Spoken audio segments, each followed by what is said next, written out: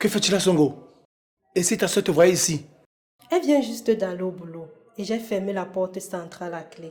Toi et moi, nous savons qu'elle ne peut pas rentrer avant 20 heures. Tu peux prendre ton café ou manger tes 2 repas à ton retour. C'est à toi de voir Fouda. Devine quoi? Il n'y a rien sous ce pain.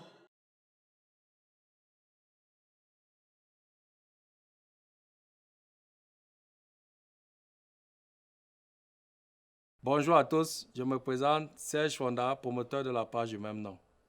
Avant que vous découvriez ce nouvel épisode de cette nouvelle série, j'aimerais vous parler. Ce projet, c'est beaucoup de passion, de travail, de temps, mais aussi de moyens.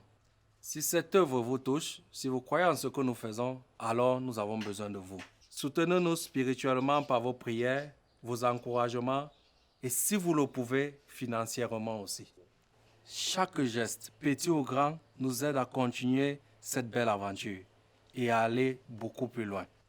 Merci de faire partie de cette fabuleuse mission avec nous. Que Dieu vous bénisse abondamment.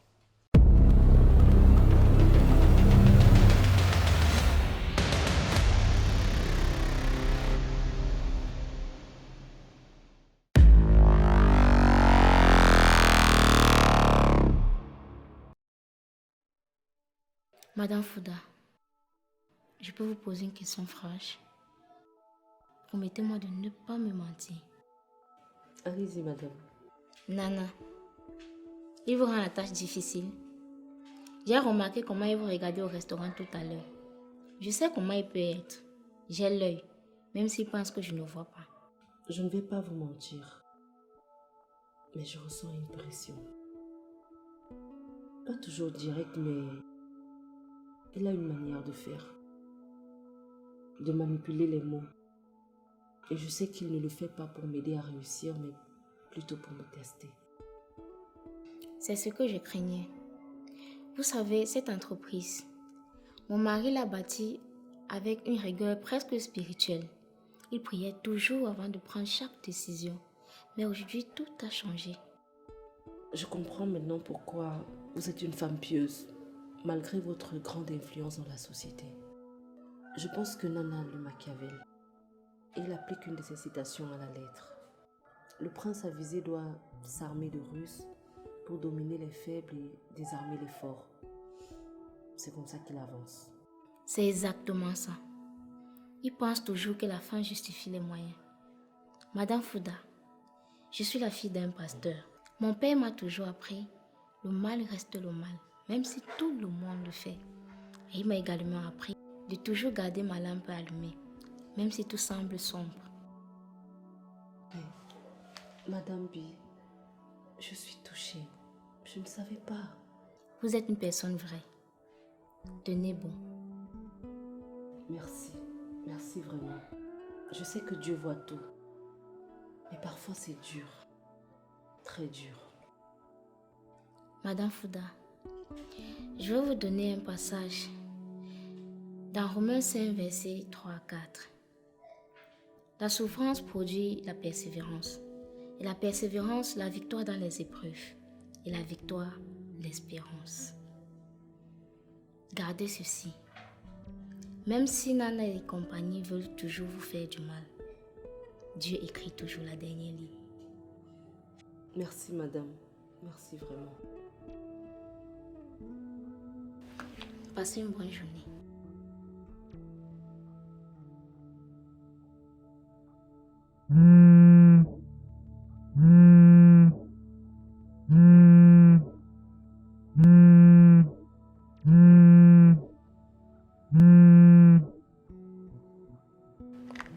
Oui, allô?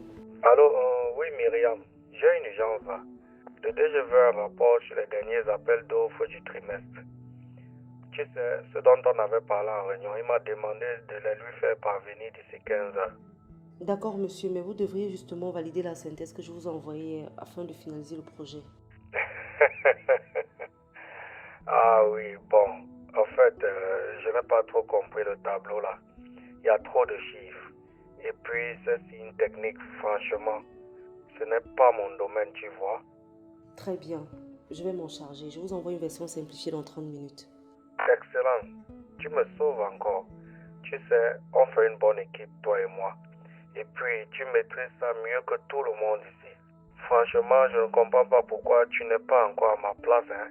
Vous êtes là parce que c'est votre poste. Et il ne peut avoir deux directeurs des achats. Oui, oui, envoie-moi ça vite.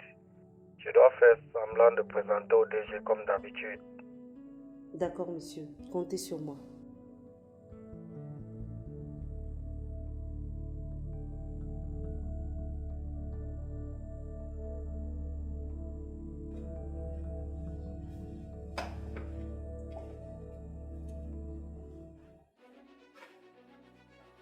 Hé, madame, on ne te paye pas pour dormir. Je crois que tu as assez de temps pour le faire chez toi.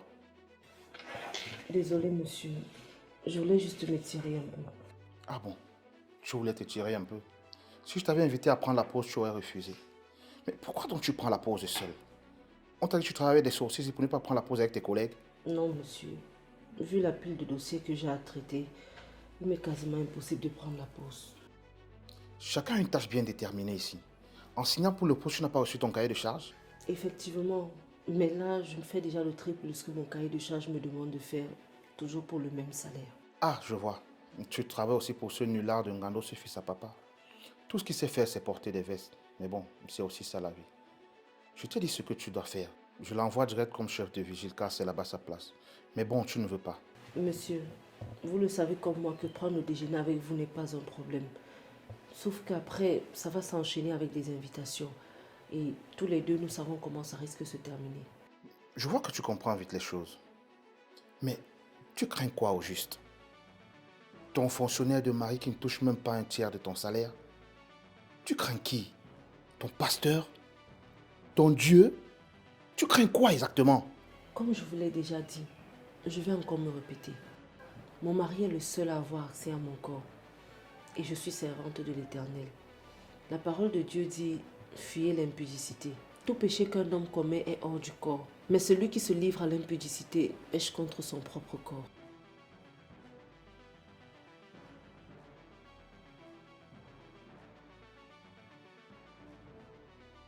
Ah, toujours ce Paul. Tu sais, celui-là, il vivait seul. Pas de femme, pas d'enfant. Il n'avait pas la pression d'un patron, ni d'un foyer, et même de la vie moderne d'ailleurs. Mais je vais te citer Romain. Il n'y a pas de condamnation pour ceux qui sont en Jésus-Christ. Donc, même si tu succombes, tu restes saint. Comment il fait pour avoir les versets exacts en tête? Ce n'est pas possible. Tu as perdu ton latin? Tu te demandes certainement comment je fais pour avoir ces versets dans la tête. Mais je te l'ai dit. Je suis un ancien d'église. J'ai même failli être prêtre. Bref, nous n'en sommes pas là. J'ai lu et relu la Bible. Vous manipulez la parole pour justifier vos désirs. Tu veux des faits concrets? La comptable, Madame Douala, femme de pasteur. Elle a couché avec moi quand elle était encore stagiaire. Et aujourd'hui, elle est assise sur un poste en or, avec un salaire à 6 chiffres. Et tu sais, elle ne s'en est jamais plainte. Elle est toujours femme de pasteur. Elle élève ses enfants. Et elle va à l'église tous les jours que Dieu permet. Et son mari n'en sait rien. Et je crois que même son Dieu d'ailleurs. Vous n'avez pas honte de dire ça? Aucunement. Ce monde ne récompense pas la vertu. Il récompense ceux qui osent. Et toi, tu mérites mieux que des heures supplémentaires, un mari qui profite de toi. Je suis mariée, monsieur Nana. Ah oui, à un homme qui ne voit pas l'appel qu'il a. Dis-moi, Myriam, combien de femmes vendraient leur âme pour être à ta place?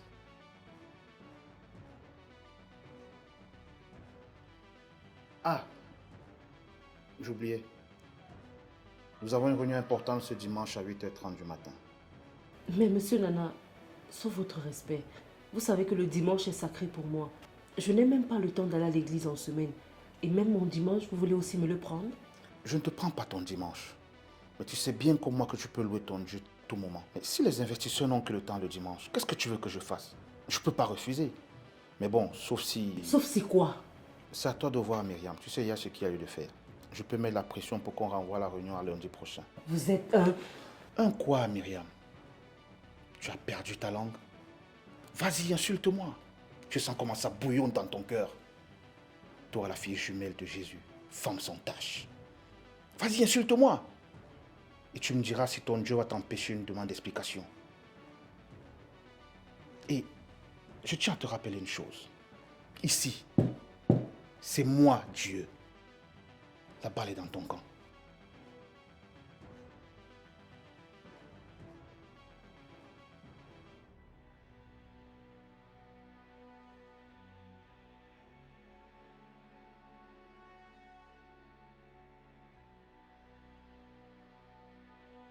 Seigneur, je te demande pardon.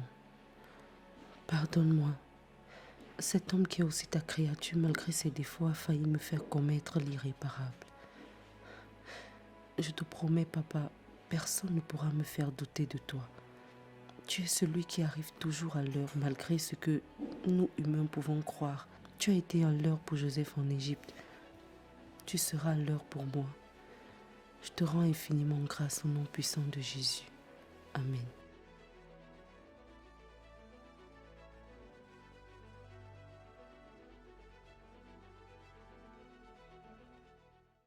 Gars, je t'assure, cette fille va me rendre fou.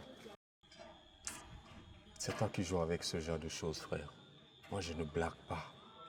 Je mets des tangas. Il y a quoi? On ne vit qu'une fois. Gars, tu peux pas me donner ce genre de conseils quand même. Il s'agit là de ma belle-sœur, la sœur de ma femme. Et alors? Où est le problème?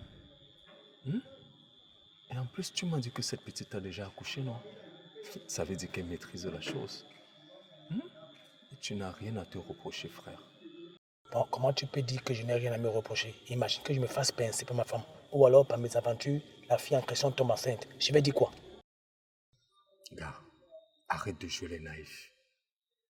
Et en plus, si elle tombe enceinte, tu évacues les bêtises, mon frère.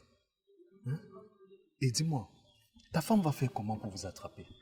Surtout qu'elle a l'habitude de rentrer tard de son boulot. Toi, tu es un fonctionnaire. Tu peux rentrer à 13h et tu fais ce que tu as à faire avec cette fille. On ne vit qu'une fois. Tu n'es pas sans ignorer que la Bible nous interdit quand même certaines choses, non? Ne me tue pas de rire, Fouda. Tu n'as pas constaté que depuis un bon bout de temps, tu ne me vois plus à l'église. J'ai préféré laisser ma femme et les enfants. Cette moralité, elle est bonne pour eux. Tout ce que j'ai compris, c'est que ces interdits étaient de nous empêcher de jouir pleinement de notre vie sur terre. Qu'est-ce que tu racontes là? Je t'assure, Fouda, depuis que j'ai cette connaissance, je n'ai plus de culpabilité à tromper ma femme. C'est même devenu quelque chose de banal. Donc tu ne crois plus en Dieu? Si, mais je crois plus à mes ancêtres. Parce que eux, moi, ils ne peuvent pas m'empêcher de jouir pleinement de ma vie. Qu'est-ce qu'il ne faut pas entendre là? Donc ce sont tes ancêtres qui t'encouragent à tromper ton épouse? Tu es fort, Dinkum. Gars, les femmes sont nombreuses dehors. Pourquoi ne pas les satisfaire? Je t'ai déjà dit de sortir de cette prison qui te fait te culpabiliser lorsque tu veux... Tu vois un peu ce que je veux dire? Profite de la vie, mon frère. Et si tu ne veux pas de cette petite, passe-la moi. Je vais bien m'occuper d'elle.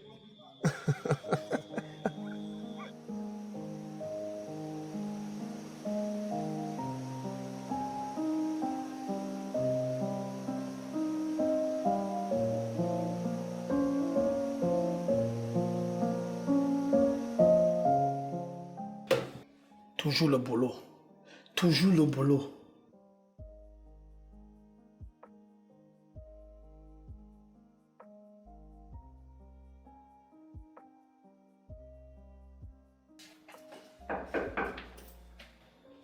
Oui.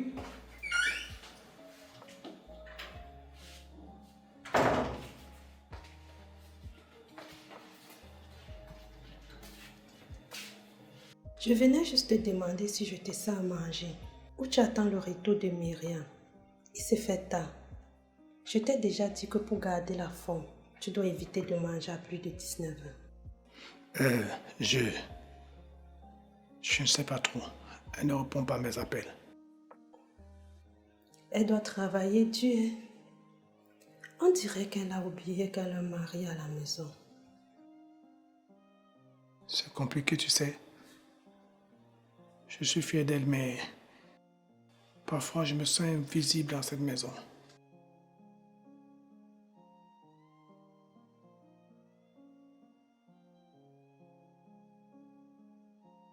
Tu ne devrais pas te sentir seul. Surtout pas avec moi dans cette maison.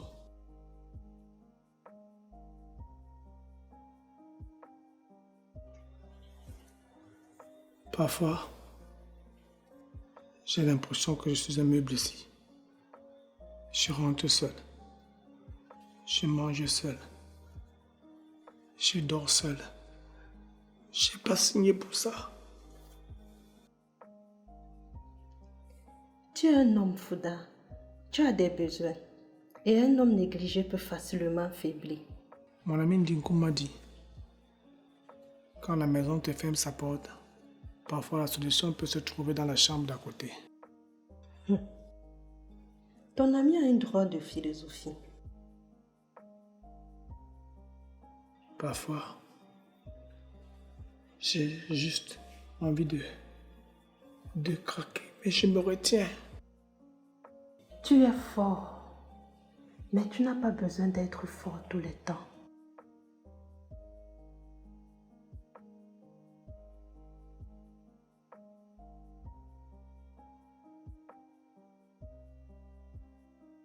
Je vais te laisser, sinon je risque mal me faire comprendre.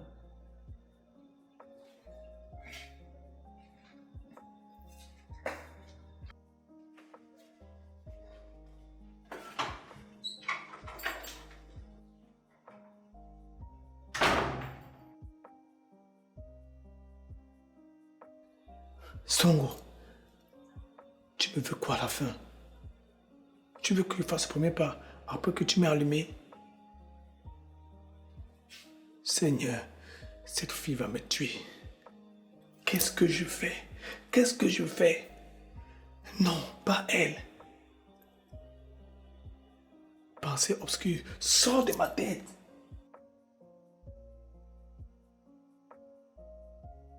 Il a fait pour moi, il a fait pour moi, il a fait pour moi, oh, il a fait pour moi ce que personne ne pouvait faire. Il a fait pour moi, il m'a libéré, il m'a libéré, il m'a restauré, oh, il m'a restauré ce que personne ne pouvait faire. Il a fait pour moi, oh, je ne mourrai pas dans cet endroit.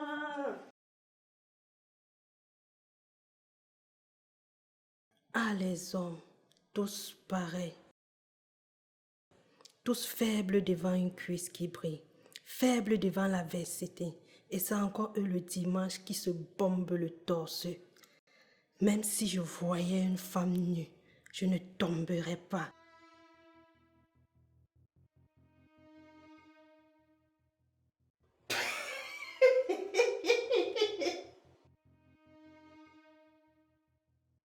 Myriam, tu voulais m'humilier tous les jours dans mes oreilles avec le fait que j'ai fait un enfant hors mariage. Toi, tu es la Sainte Vierge Marie. Mon petit Van, depuis j'ai refusé de porter un autre enfant avec les 4 avortements que j'ai faits. Maintenant, il est temps que ce joli petit ventre soit rempli. J'ai trouvé le père idéal, facile à manipuler, une proie, et Myriam tomberait de nuit.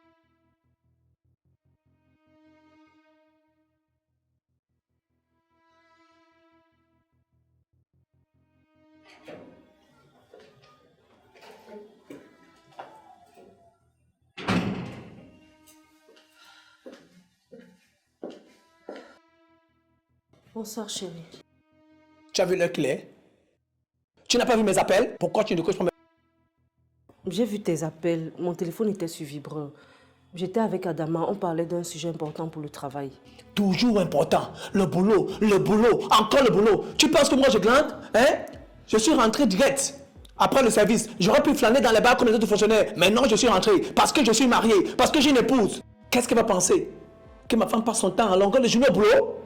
Tu penses que je ne fais pas d'efforts? Tu sais ce que je vis là-bas? Les humiliations voilées, les regards, les insinuations. Mais je gère à cause de nous. Pour ce que je voudrais qu'on ait demain. Mais toi, tu penses que c'est facile? Je te rappelle que tu ne vis pas ma pression. Non, je ne vis pas ta pression, mais ta putain de distance.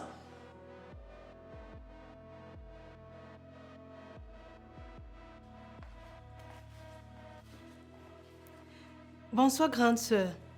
Je dresse la table. Ou vous avez prévu autre chose? Songo, tu as déposé les dossiers là où je t'ai envoyé. C'est bien.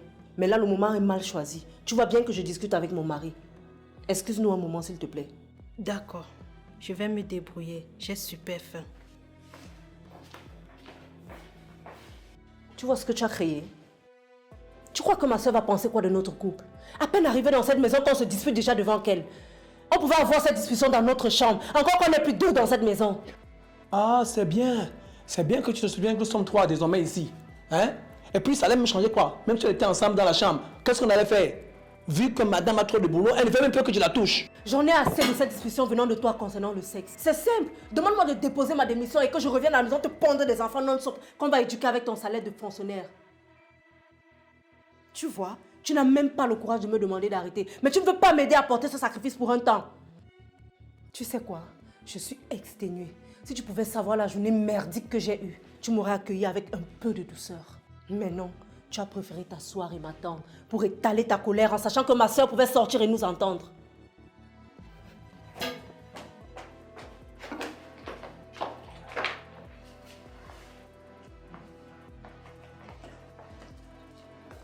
Tonton, je vais me coucher.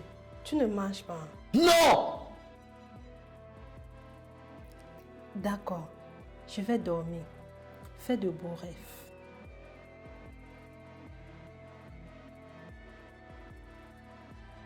Encore une fois, elle a changé de tenue. Est-ce que je deviens parano? Ou elle joue vraiment à quelque chose? Myriam qui se fâche contre moi. En plus, n'ai-je pas le droit de savoir pourquoi c'est rentré tardive? Et moi, qu'est-ce qui m'arrive? Pourquoi est-ce que je remarque ces détails sur Songo? Cette robe, cette façon de marcher, de parler. Depuis que Myriam est toujours absorbée par le boulot, c'est Songo qui cuisine, qui me parle, qui rit dans cette maison. Et moi, je reste là à faire semblant. Djinkou m'avait raison. Non, non, je ne suis pas ce genre d'homme. Seigneur, je t'en prie, fais que je ne tombe pas dans un piège.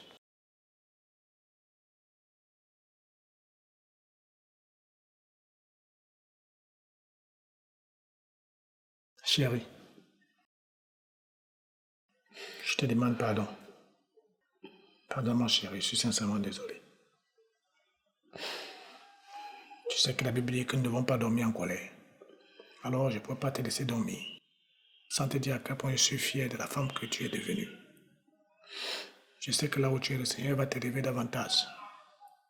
Ton élévation, c'est aussi la mienne. Amen. Tu es mon essentiel.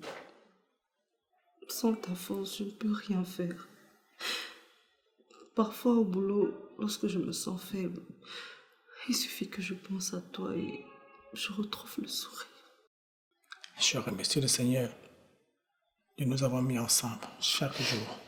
Tu sais quoi? Faisons-le maintenant. Je suis prête. Mais non, chérie. Je vais attendre que de l'ordre revienne dans ton esprit. Tu sais que la tête, ça compte aussi, non? Donc, si tu n'es pas bien dans ta tête, ça ne servira pas à grand-chose, sauf à me satisfaire seul. Et je ne suis pas égoïste, tu le sais. Merci de me comprendre. Bon, je vais aller prendre ma douche et revenir prier avant de dormir. Je dois sortir encore tôt demain. D'accord. Va prendre ton bain. Je t'attends pour la prière. Ok? D'accord.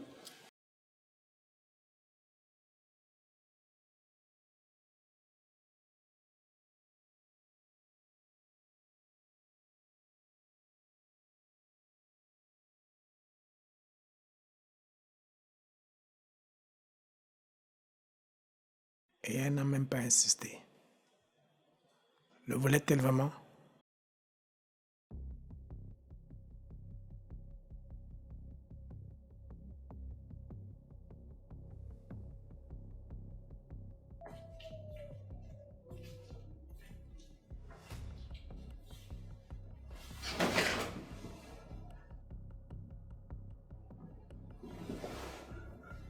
Que fais-tu là, Songo?